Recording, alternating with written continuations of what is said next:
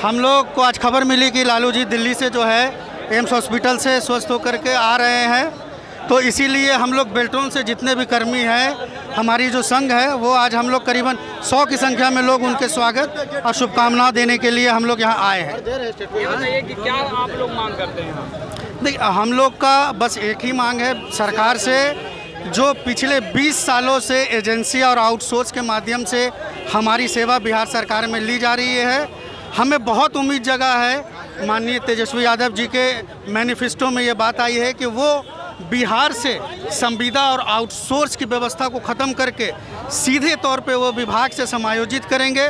और हम लोग आज जो ये उम्मीद यहाँ पे बना है, वही उम्मीद को लेकर के आए हैं कि जिस तरीके से माननीय तेजस्वी यादव जी के द्वारा जो है एजेंसी और आउटसोर्स को हटाने का बात कहा गया है, हम लोगों को पूरी उम्मीद है कि उनके इस राज्यकाल में हमारा ये जो 20 साल पुराना जो ठेका मजदूरी समस्या है वो समाप्त हो जाएगा और हम सब अब नियमित भी कहलाएंगे, नियोजित भी होंगे और हमें भी सरकारी सुविधाएं मुहैया की जाए। आप लोग कितने वर्षों से काम कर रहे हैं? पिछले 20 वर्ष। पिछले 20 सालों से 2 दशकों से बिहार सरकार के लिए हम लोग काम कर रहे हैं। लेकिन अभी तक आप लोग परमानेंट नहीं, आज तक हम लोगों का समायोजन भी नहीं किया गया है, ना हमारा कोई सेवा सुविधा है, ना किसी तरह का नियमावली है।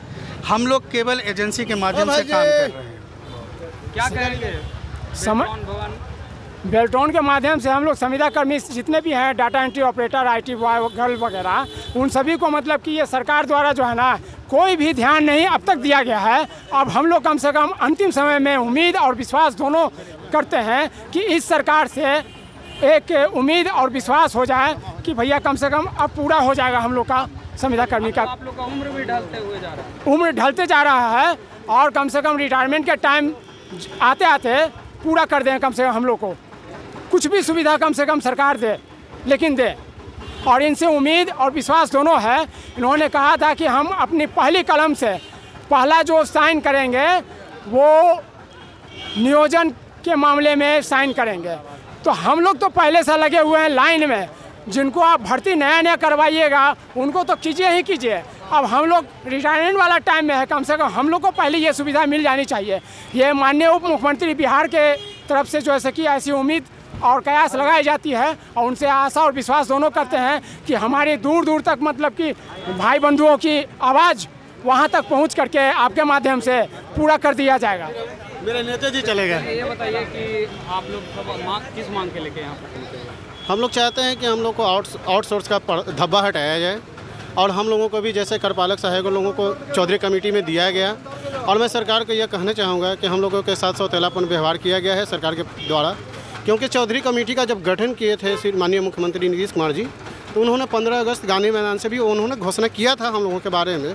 लेकिन लास्ट चौधरी कमेटी रिपोर्ट आते आते सभी को दिया गया, लेकिन बेल्टोन कर्मियों को नहीं दिया गया। ये पूरी सौतेलापन का व्यवहार रहा है सरकार के प्रति।